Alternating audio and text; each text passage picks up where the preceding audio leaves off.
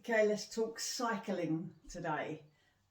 So I'm going to include in this cycling on fixed exercise bikes and also real life cycling outdoors on an actual bike. So first of all, let's talk about the cons. So the first con, particularly if you could do it real life, is that you need a bike. So we need equipment. It can be expensive and doesn't have to be.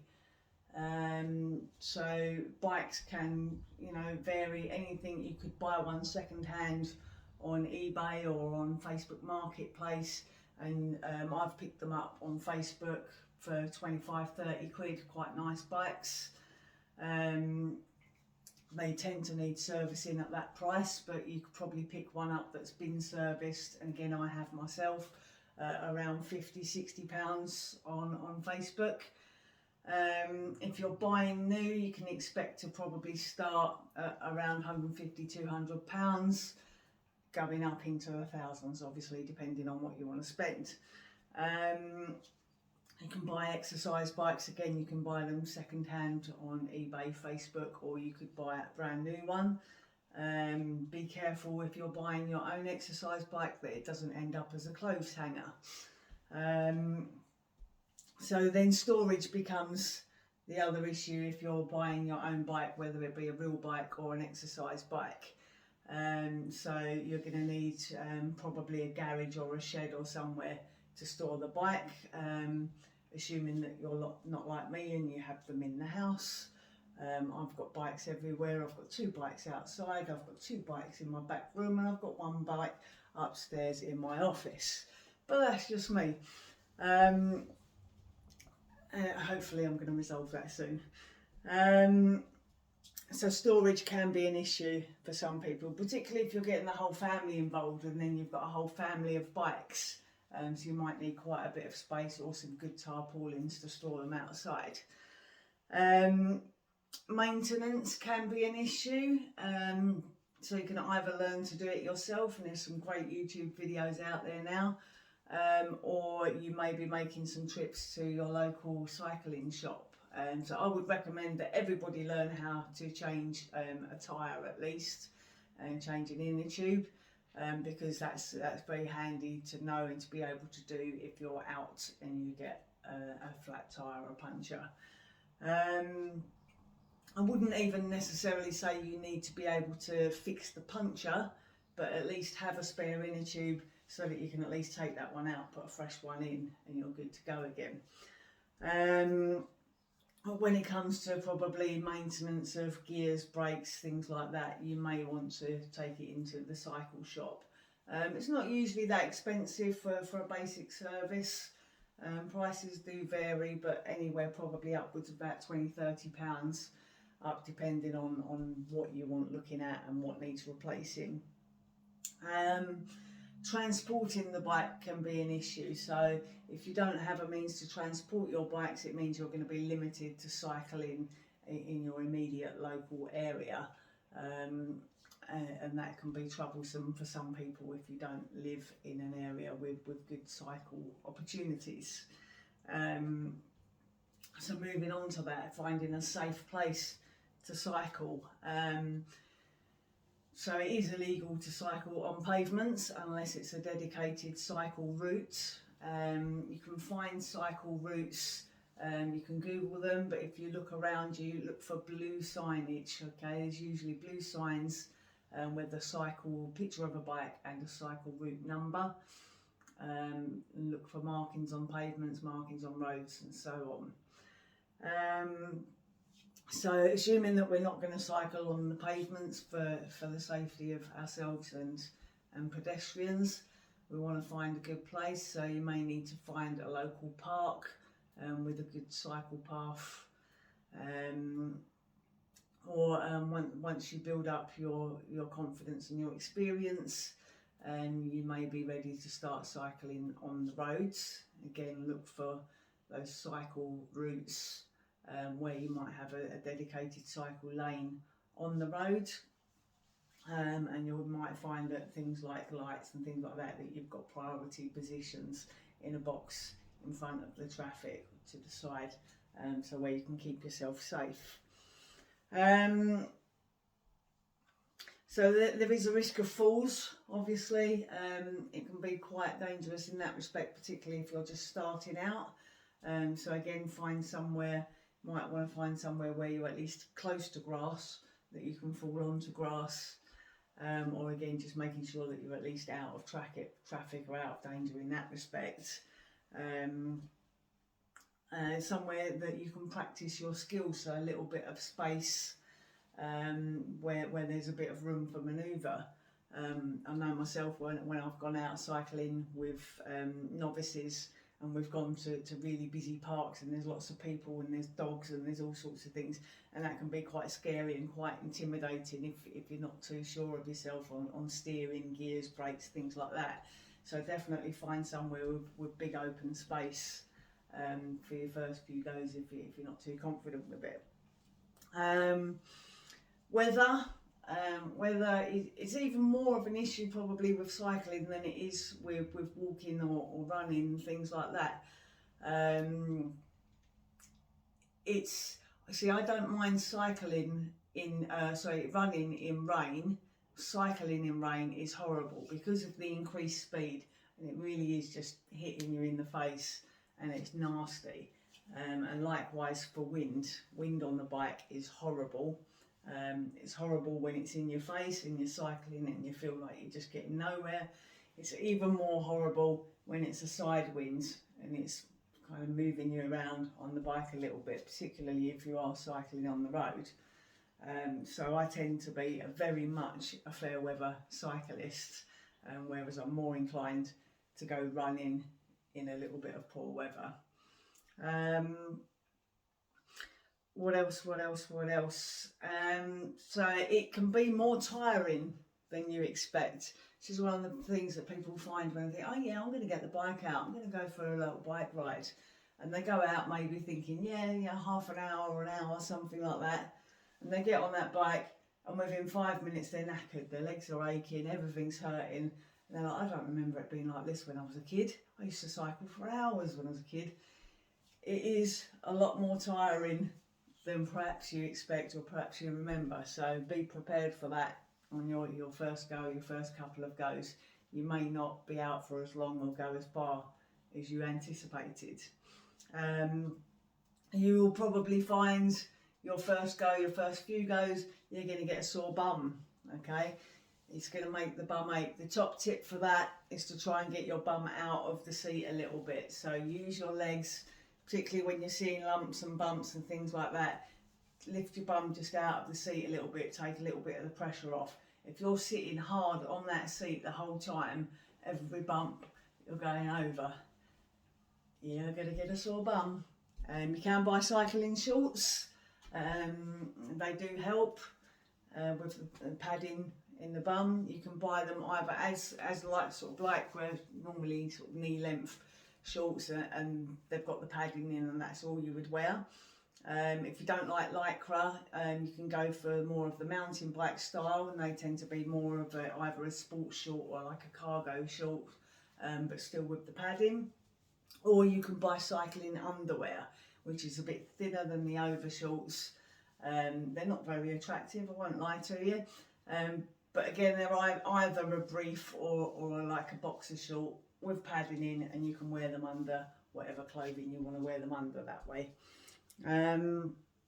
As well as the bum, you might find that you get sore wrists, again, if you're quite heavy on the bike. So if you're sitting and you're really leaning on those handlebars, clinging on for dear life, again, every bump you go over is going to be a jolt through the wrists, possibly through the elbows, through shoulders as well. So if your wrists are not terribly strong, or you've got any arthritis or anything like that in it, you might find that a challenge. And again, best suggestion is when you see those bumps, just try and just loosen that grip up a little bit. Just let the hands rest on top of the handlebars rather than jamming them on there. But it does get better with time. Sore wrists is something that I've suffered a lot with in the past, to the point where I used to wear wrist supports pretty much every day, and just through strength work, obviously reducing my inflammation, which is a key part of this program. So reducing inflammation through diet, through what I'm eating, building strength up. My wrists are okay now, and I can quite happily cycle all day and not get any pain in the wrist. So that's a benefit. You may also find a little bit of aching in the back. It's quite a horrible position to be hunched over like this. If you are finding things like that, ride it out, if you pardon the pun, for a few goes. If you're still finding that that's just not going away, I would suggest that go to the bike shop and ask for a bike fitting. Okay, so what they'll do with that is they will just check that you've got your seat up at the correct height, your handlebars are at the correct height, you've got the correct width of handlebars so that it's in good alignment with your shoulders, so you're not too narrow and you're not too far out. And they'll just set that bike up to the optimal position for you, which should then help with some of the aches and pains. What else? So equipment. So besides the bike itself, I would definitely recommend everybody who is on a bike to wear a helmet. And even as a fairly experienced cyclist myself, I will always wear a helmet. I don't care whether I'm cycling for 30 or 40 miles or whether I'm just cycling around to the corner shop. That helmet goes on, okay? Because when you topple off on a bike, when you go sideways, your hands tend to be quite restricted because brain doesn't want you to let go of that bike. So hand tends to go down very late, if at all, and it's very easy to hit your head on concrete. So always with the helmet. The other thing I would always recommend is gloves, because if those hands do get a chance to get down and you're on sort of stony, gritty, horrible surfaces, even if you're not, with the momentum you've got, if your hands are sliding across that floor, I'm quite fond of the skin on the palm of my hands. I quite like it being there, and I like to keep it there. So again, doesn't matter if I'm cycling 30 miles or 1 mile, the gloves go on, and I don't care how hot it is. I've ridden my bike in Menorca in sort of 35-degree heat. The gloves go on. Get fingerless ones, and they actually help to actually just soak up a little bit of sweat as well and give you a bit better grip. They're also padded, so that might help a little bit with the shock absorption going through the wrists. Just helps with the kind of the pads on your fingers as well, to stop you getting calluses or blisters there. So always with the helmet, always with the gloves. You may want to consider some cycling glasses, so sort of sports glasses, the kind of bigger wraparound ones. Yes, they look silly, but once you start going over sort of 1 mile an hour and you start to build up a little bit of speed, you'll be surprised how many flies hit you in the eye. And again, I ride a lot with novices. We don't go fast, you know, we're just going around the parks and stuff like that. But even at those low speeds, things will hit you, especially if you're cycling through the woods or near fields and things like that. Everything gets in you. So yeah, cycling glasses just to wrap around. And also once you start going even faster, you'll notice the wind in your eyes as well, and it can be quite drying and quite hard to focus with the eyes, so it just keeps the wind out. Obviously there's a lot more equipment you can get. You can start then going into clipping shoes, things like that. If you're cycling when the weather is poor or lighting is not good, then definitely get some good lights on the bike as well. So those are kind of cons: equipment, weather, storage, maintenance of the bike, so on. So let's talk about the positives. It seems like a lot of negatives on this one, doesn't it? So first of all, let's talk about the types of bikes. So I said I'm going to include exercise bikes and I'm going to include real life bikes. So if we're talking exercise bike, if you go into a gym, you might find that there are a few different styles of bike, and you think, oh, I don't know, I thought a bike was a bike, I don't know which one to get onto, what should I do?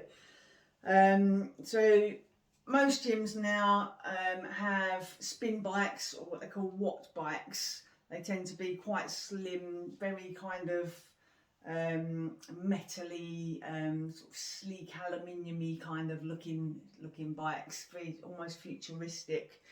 And therefore for doing what we call spinning or for speed work, so it tends to be a bit of a kind of racing position on the handlebars, and it's a go, go, go, go, go kind of a thing. And they have watt meters on them quite often, which shows you how much power you're generating through your cycling action, how many calories you're burning, stuff like that. So there, if you're really going for a major cardio benefit, if you're going for fat burn, we can almost start going into back to our HIIT and our Tabata, so we can do that on an exercise bike with those quick bursts of 20-30 seconds max effort, and then a little bit of recovery time. So those are your spin bikes or watt bikes. Most gyms now have got rid of the really old-fashioned exercise bikes, and they go into what they call air bikes. So these are the ones that look like they've got the big fan on the front, and more often than not, the arms move as well. So we're getting resistance from that fan action. We're getting a little bit of arm work. So we're normally getting a little bit of core work as well, as you twist your body from side to side to keep going with the hands. And they're a good bike for most people. You may also notice a recumbent bike. So these are where you're in a more laid back position. So you sit down on usually quite a low seat. You may find that there's a little bit of reclining on the back, or just a seat where you can position your back where you want. But instead of the pedals being below you, your legs are out here and the pedals are out in front of you there. So this is really good for people with back problems that might find sitting on a normal bike and pedalling below quite stressful from the lumbar region of the back. Recumbent takes that away for you.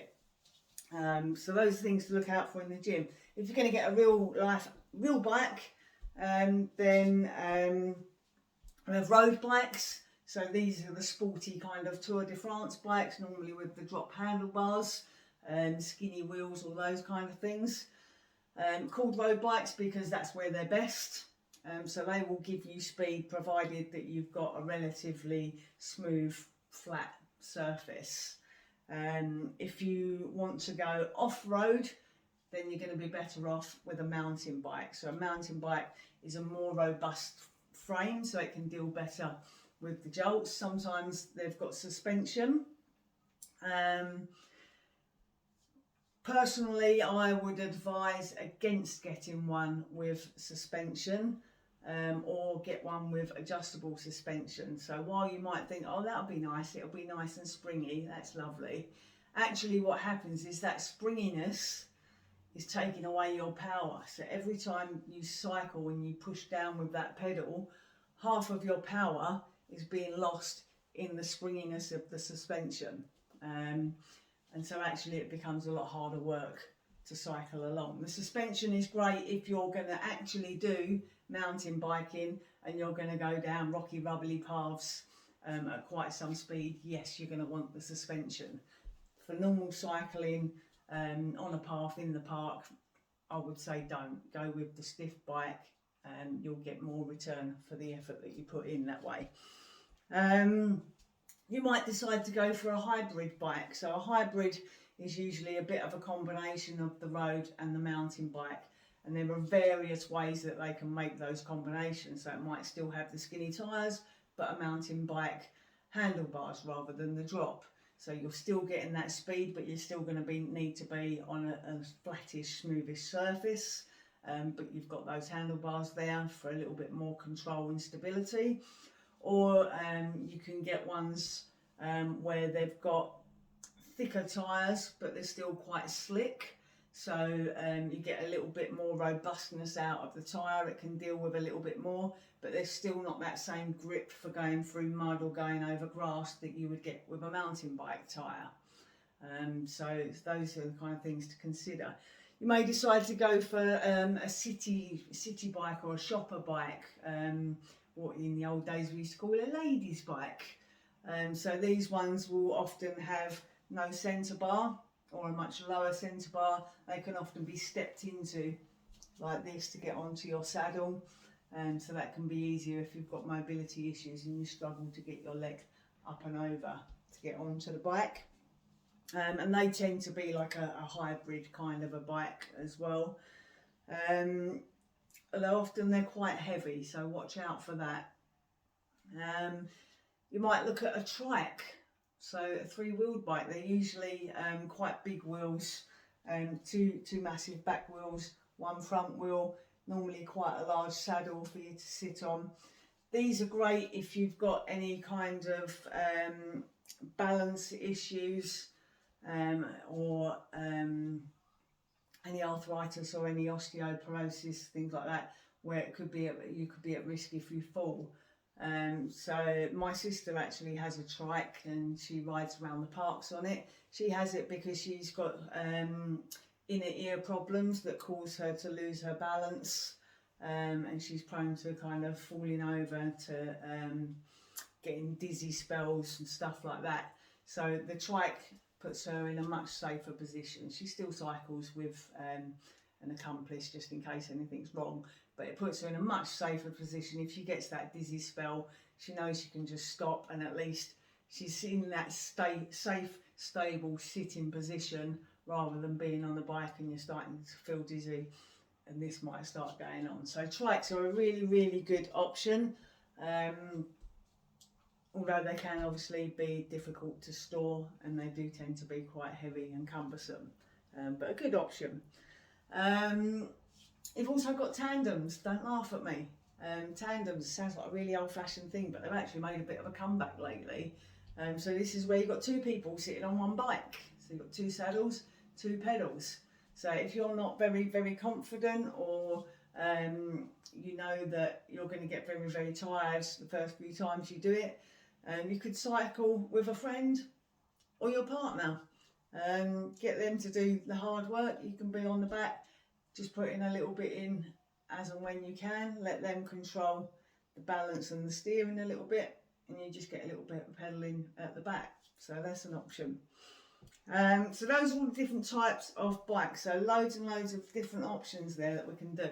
So health benefits, as with most of our other exercise, it's cardiovascular, so it's going to improve your heart, your lungs, your arteries and all of those kind of things.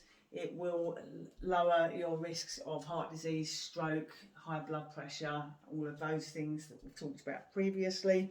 It's a low impact exercise, so if you've got joint issues, things like that, it's really good for that. And it is, believe it or not, a full body workout. So we think of cycling being very much about the legs, but assuming we're not on a Trike, we've got some core activation going on. The whole time you're cycling, there will be micro movements in your body as you stabilise to keep that bike in its upright position. So the core is working the whole time.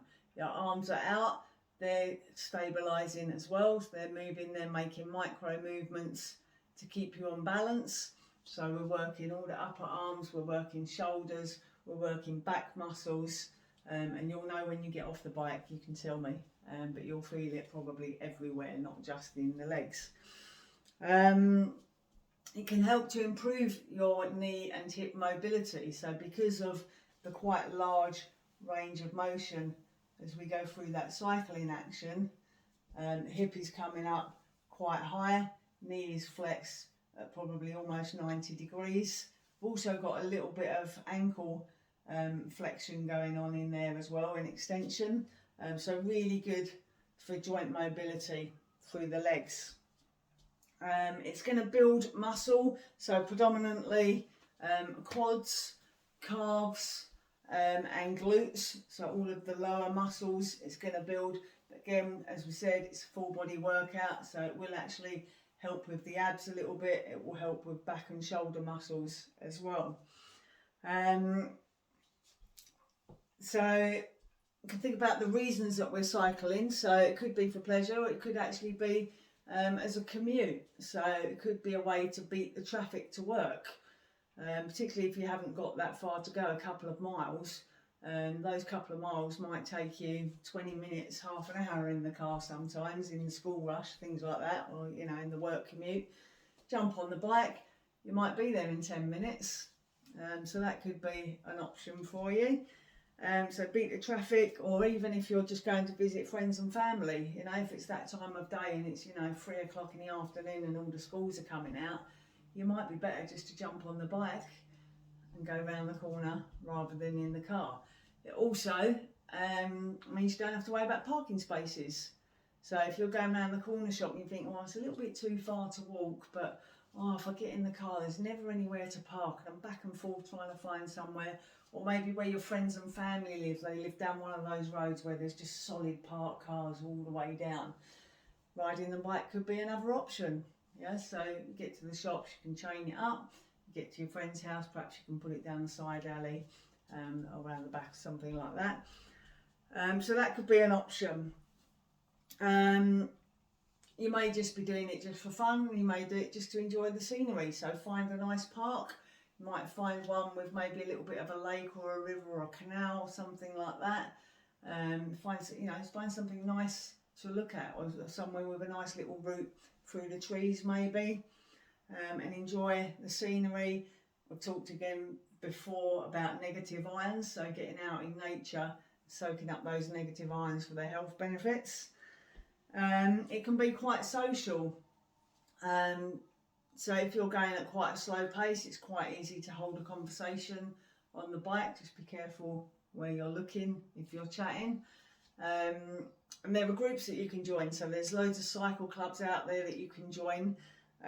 British Cycling have a scheme called Breeze, which is for female cyclists.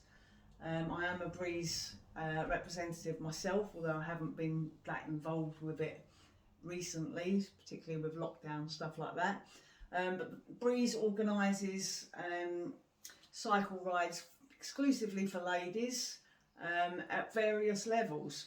So anything from short kind of 3 mile, 5 mile off-road rides around parks, where they may even stop for a cup of coffee in the middle, something like that, going all the way up to 50-mile road rides as well. So everything, all grades, all standards there. So Google Breeze, British Cycling Breeze rides, and you'll find various rides in all locations on that. There's also, as part of British Cycling, Let's Ride. So Let's Ride is not exclusively for women, but they also organise various rides at various levels to kind of get you out and about and get you into cycling. So lots of options there on how to meet people and get out there cycling.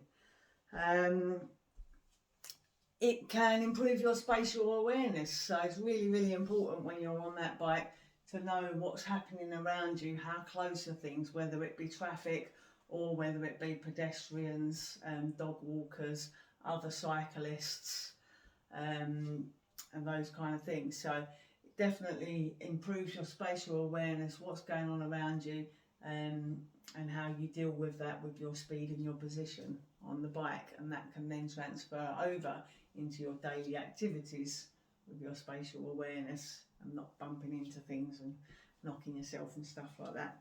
So, would I recommend cycling? Yes, definitely, absolutely.